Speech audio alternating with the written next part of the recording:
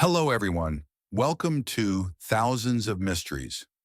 Today, we will explore one of the most baffling and enduring unsolved mysteries in history, the Tamam Shud case. A man found dead on an Australian beach, a cryptic message, and a book filled with hidden codes. This case has puzzled investigators for over 70 years. Let's dive into this enigma and uncover the strange details surrounding this unidentified man. On the morning of December 1st, 1948, at around 6:30 a.m., a couple taking a walk along Somerton Beach near Adelaide, South Australia, stumbled upon a shocking sight. A well-dressed man was lying against the seawall, his head slumped forward, legs stretched out, and arms resting beside him. At first glance, he appeared to be sleeping, but as the couple got closer, they realized he was lifeless. The police were called immediately. Upon arrival, they found that the man was dressed in a smart brown suit, polished shoes, a white shirt, and a tie. Strangely, all the labels from his clothing had been removed, making it impossible to determine where his attire had come from. He had no wallet, no money, and most importantly, no identification. A half-smoked cigarette was resting on his collar, as though it had fallen from his mouth just before he died. At first, authorities believed the man may have died from natural causes. However, when the body was transported to the coroner for further examination, peculiar details began to emerge. The pathologist, Dr. Dwyer, discovered that the man's internal organs were in an abnormal state. His stomach was congested with blood, his spleen was unusually large, and his liver and kidneys were heavily affected. These findings suggested poisoning, but no trace of any known toxins was found in his system. Further perplexing investigators, the man's dental records did not match any known individuals, and his fingerprints were run through international databases with no results. He was quite literally a man with no identity.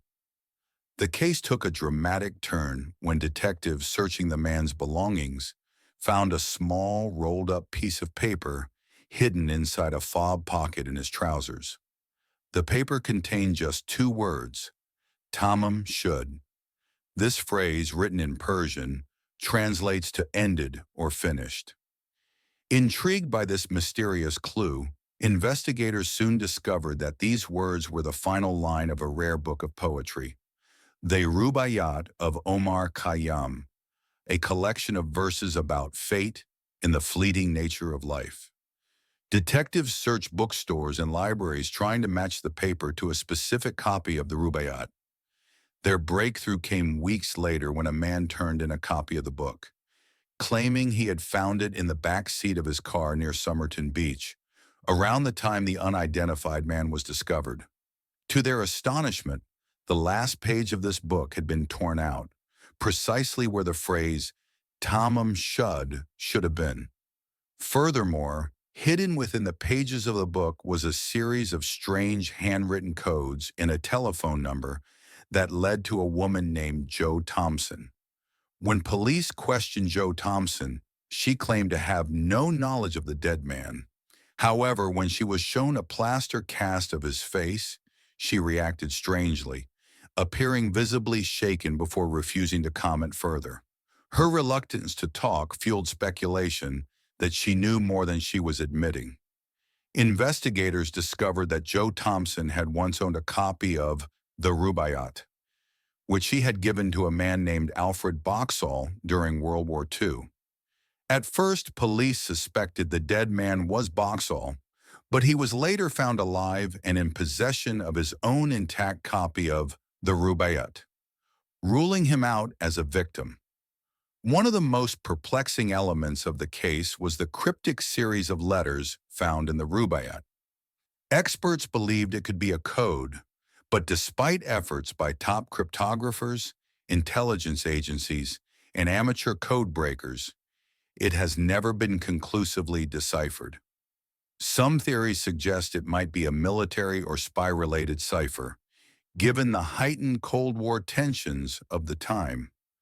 Others believe it was a personal message known only to the man and its intended recipient. To this day, the code remains one of the most mysterious aspects of the case.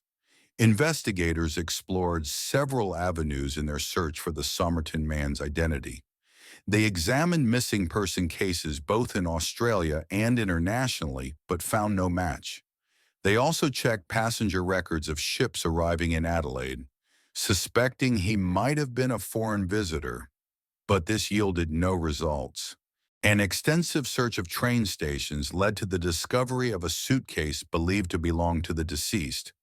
The suitcase, found at Adelaide Railway Station, contained a variety of items, including clothing with the labels removed, a stencil kit used by merchant seamen, and thread not commonly available in Australia. The presence of the stencil kit suggested he may have been a sailor, further complicating his background. Toxicologists worked tirelessly to determine how the man died, but the lack of poison traces made it difficult. Some experts speculated that he had been killed using a rare or fast decomposing toxin that would have been undetectable by the technology of the time. Law enforcement even reached out to the FBI in Scotland Yard, hoping that fingerprint databases might reveal the man's identity. Despite their efforts, no matching records were found, reinforcing the mystery of who he was and why he had died. Over the years, countless theories have emerged about the identity of the Somerton man and the circumstances of his death. Many believe that the Somerton man was involved in espionage. His lack of identification, the cryptic note, and the timing of his death during the early Cold War years suggest he may have been an intelligence operative who was assassinated. Some speculate that the Somerton man was romantically involved with Jo Thompson and possibly the father of her child. If true, he might have been murdered to prevent a scandal. Another theory posits that the man deliberately took his own life, possibly over unrequited love. However, the absence of poison traces makes this theory difficult to confirm. Some researchers suggest that he might have been an unwilling participant in a medical experiment or a victim of mistaken identity in an organized crime operation. Others speculate that the Somerton man may have been linked to a wider international network, potentially involving organized crime, intelligence operations, or clandestine activities that remain undisclosed. For decades, the case remained unsolved, but in 2022, forensic researchers made a groundbreaking discovery. Using DNA analysis, they identified the Somerton man as Carl Webb, an electrical engineer from Melbourne who had gone missing. This revelation provides a possible identity, but questions still linger. Why was he in Adelaide? Why was he carrying the Rubaiyat? And what do the mysterious codes mean? Even with this recent development, the Tamam Shud case continues to captivate investigators and mystery lovers worldwide. It remains a tale of intrigue, deception, and unanswered questions.